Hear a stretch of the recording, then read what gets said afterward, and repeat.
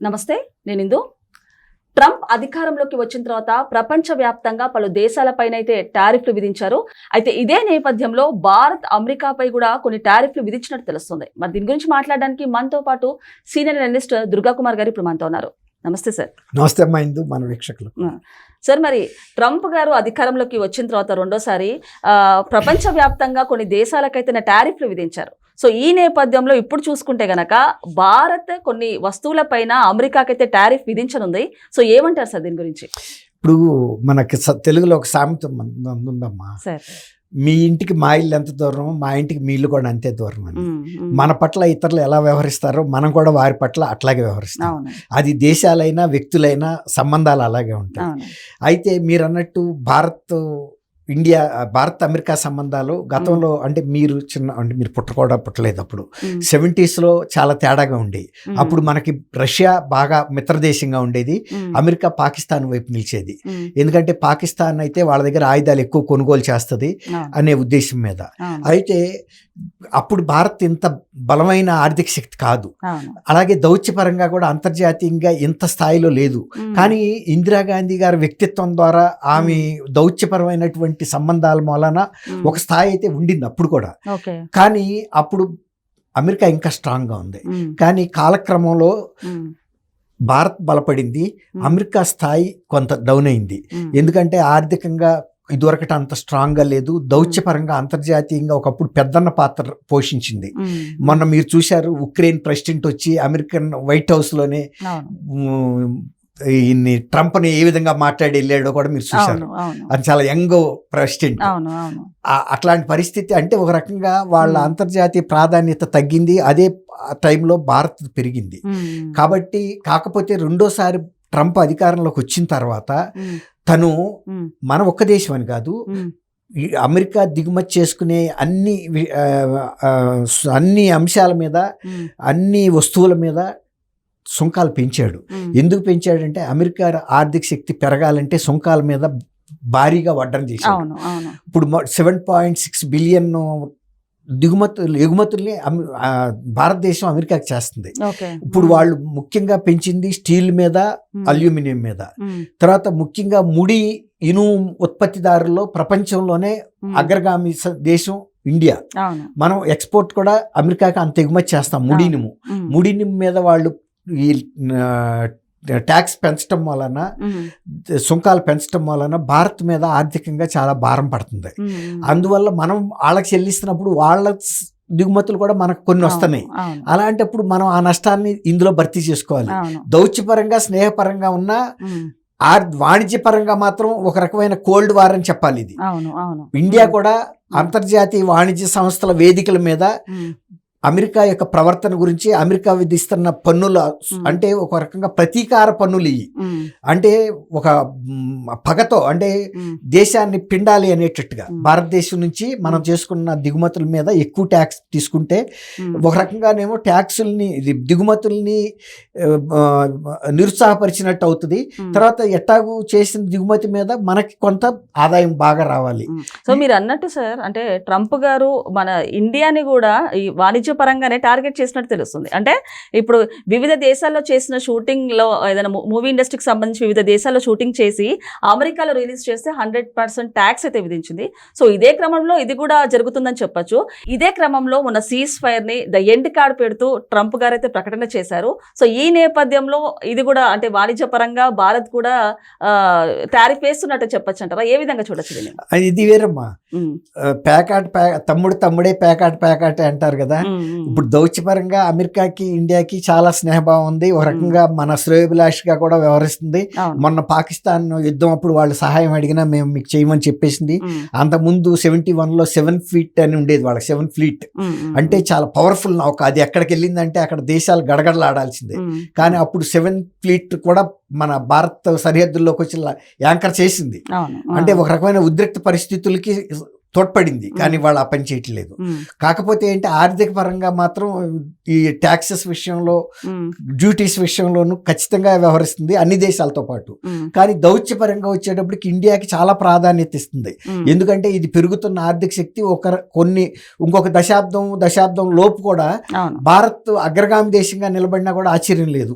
ఆర్థికంగా కానీ మిలిటరీ పరంగా కానీ, అట్లాగే దౌత్యపరంగా కూడా అంతర్జాతీయ వేదికల మీద భారత్ ప్రతిష్ట పెరుగుతా ఉంది. అందువల్ల ఒక నమ్మదగిన మిత్ర దేశంగా అమెరికా ఇవాళ పరిగణిస్తుంది. మోడీ గారిని కానీ ఇండియాని కానీ వెళ్తే ఒక హైయెస్ట్ పెడస్టల్లో చూస్తున్నారు ఇండియాని. కాకపోతే ఆర్థిక పరమైన అంశాల్లో వాళ్ళు వేసినట్టే మనం కూడా వేస్తాం.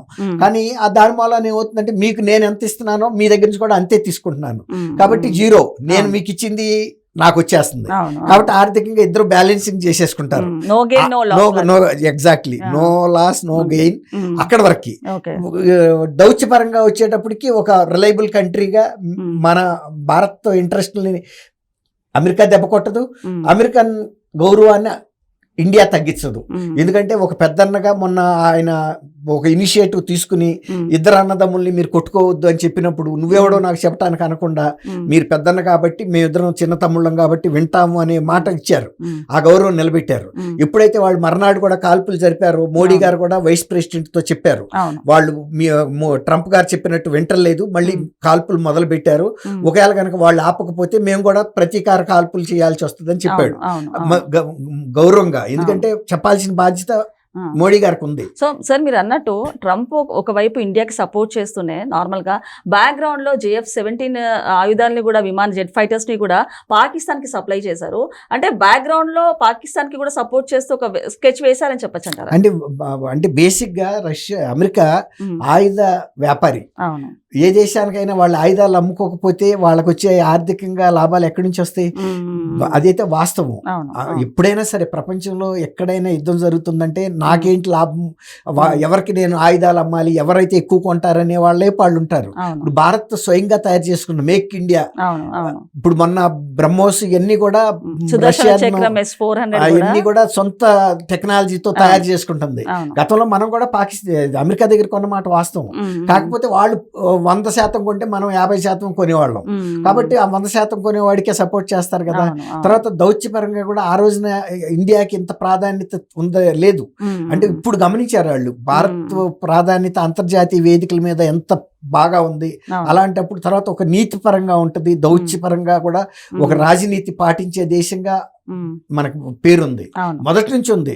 పంచశీల్ ప్రపోజ్ చేసింది కూడా లాల్ బహదూర్ శాస్త్రి గారి టైంలో ఇండియానే. అలా ఎప్పుడు కూడా ఇండియాకి అంతర్జాతీయంగా ఎప్పుడు అప్రతిష్ట చేసిందన్న పేరు లేదు. కాబట్టి అమెరికా ఇవాళ కూడా గౌరవం ఇస్తుందంటే రేపు రాబోయే రోజుల్లో భారత్ ప్రాధాన్యతను దృష్టిలో పెట్టుకునే వాళ్ళు ఇవాళ నుంచి కూడా ఇండియాని ఆ గౌరవంగా చూస్తున్నారు, అంతర్జాతీయంగా ఉన్న పేరుని దృష్టిలో పెట్టుకుని. కాబట్టి ట్రంప్ అయినా వైస్ ప్రెసిడెంట్ అయినా అక్కడ ప్రధాని మోడీ గారిని కూడా తమ సమస్థాయిలో చూస్తున్నారు. అదే పాకిస్తాన్ విషయంలో వాళ్ళు అంత ఇవ్వరు, ఎందుకంటే వాళ్ళ బిహేవియరే బాగాలేదు. మొన్న కూడా అనవసరంగా గెలికారు. తర్వాత వాళ్ళ ట్విన్ టవర్స్ మీద దాడి చేసిన బిన్ లాడెన్ కూడా షెల్టర్ ఇచ్చారు. అదొక ఉగ్ర రాజ్యం అని వాళ్ళకి తెలుసు.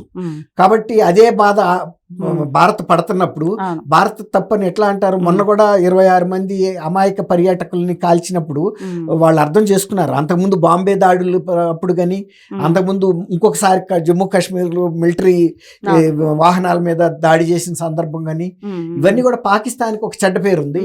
ఇండియా అన్ని ఓర్చుకుంటా వచ్చింది. సార్, మరి ఈ నేపథ్యంలో టారిఫ్ల విషయం పక్కన పెడితే ఇవాళ ట్రంప్ గారు కొన్ని సంచలన వ్యాఖ్యలు చేశారు. అంటే యుద్ధాన్ని సీజ్ఫైర్ చేసింది, ఆపింది నేనే అని, లేకపోతే కొన్ని లక్షల మంది చనిపోయేవారంటూ కూడా ఆయన కొన్ని సంచలన వ్యాఖ్యలు చేశారు. దీన్ని ఏ రకంగా చూడొచ్చు అంటారు? ఇప్పుడు ఎవరైనా వాళ్ళు చేసిన దాన్ని కొద్దిగా చేసినా ఎక్కువ చెప్పుకోవటం సహజం కదమ్మా. అదే ట్రంప్ కూడా దానికి మినహాయింపు ఏం కాదు. అంటే ఇంకా నేను పెద్దన్న పాత్రలోనే ఉన్నానని చెప్పుకోవాలి కదా మరి. కానీ చేశారు, కానీ పాకిస్తాన్ చెంప చెల్లు అనిపించిందని చెప్పొచ్చు అంటారా ట్రంప్ గారికి? పాకిస్తాన్ మనంత గౌరవం వాళ్ళు ఇవ్వలేదు. ఇప్పుడు వాళ్ళు వెళ్ళి బతిమాలుకుని మళ్ళీ తర్వాత బయటకు వచ్చిన తర్వాత మేము వెళ్ళి అమెరికాని బతిమాలలేదు, ఏదో ట్రంప్ గారు వచ్చి మమ్మల్ని ఏదో ప్రపోజ్ చేస్తే అన్నట్టుగా చెప్పారు. అవును, అది అవును. తప్పు. డ్యూయల్ అంటే రెండు విధాలు, రెండు Double నాలుకల game. ధోరణి చేస్తుంది. Double game అది మళ్ళీ డబుల్ గేమ్ ట్రంప్ అర్థం చేసుకోలేడం అవును, కాదు. అవును. ఈసారి ఎప్పుడన్నా కనుక ఛాన్స్ వచ్చినప్పుడు నొక్కుతాడు.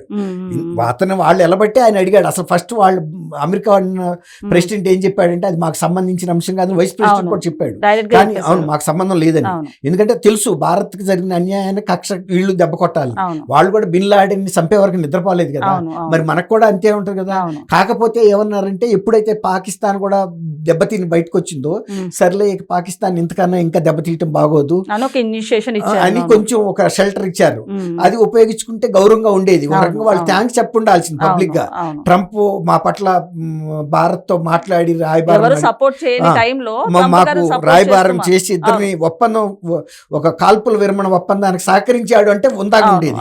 అంతేగాని మేమేమి వెళ్ళలేదు అని చెప్పటం ఇంకో రెండోసారి వాళ్ళు వెళ్ళలేరు కదా, అవకాశాన్ని పాడు చేసుకున్నారు. అవును, యాక్చువల్ గా దాన్ని పాజిటివ్ గా తీసుకొని ఆయనకి సపోర్ట్ చేయాల్సింది. అది ఉందా, అది లేదు పాకిస్తాన్ వాళ్ళకి. అందువల్లే మాట మాటకి దెబ్బతింటున్నారు. సార్ మరి ఇప్పుడు 2 సార్లు అఫీషియల్ గా డిక్లేర్ చేసిన తర్వాత సీజ్ ఫైర్ అని ఇవాళ కూడా ఇప్పుడు స్టిల్ కూడా ఇక్కడ కాశ్మీర్ లో మనము డ్రోన్ల దాడి జరుగుతూనే ఉంది. ఏ విధంగా చూడొచ్చు సార్ దీన్ని? ఏదో గిల్లి గిల్లి బ్రహ్మ రాక్షస్ లాగా చేసుకుంటారంటారు చూసారా. ఇప్పుడు వాళ్ళు గట్టి దెబ్బ తినేరాక వాళ్ళు గుణపాఠం నేర్చుకోరు. ఇది గనక వాళ్ళు కంటిన్యూ చేస్తే నష్టపోయేది పాకిస్తానే. ఇక మోడీ గారు కూడా ఆయన ఓర్పుకి, భారతదేశాన్ని ఓర్పుకి, భారత ప్రజల ఓర్పు కూడా ఒక హద్దు ఉంది. హద్దు దాటిన తర్వాత మోడీ గారు కూడా ఊరుకోడు. గతంలో ఇందిరాగాంధీ గారు కనుక బంగ్లాదేశ్ ని ఎలా క్రియేట్ చేసిందో ఇప్పుడు వాళ్ళు మళ్ళీ ఇప్పుడు బెలూచిస్తాన్ లో కూడా ప్రతిఘటన జరుగుతుంది. బెలూచిస్తాన్ మాకు స్వతంత్రం ఇవ్వాలని వాళ్ళు కూడా సాయుధ పోరాటం చేస్తున్నారు. రేపు కనుక బెలూచిస్తాన్ కూడా విడిపడిపోయినాడు పాకిస్తాన్ ఇంకా వీక్ అయిపోతుంది. దానికి వాళ్ళే మూల్యం చెల్లిస్తారు. ఓకే సార్, నమస్తే. థ్యాంక్ యూ అమ్మా. ఇందు మనం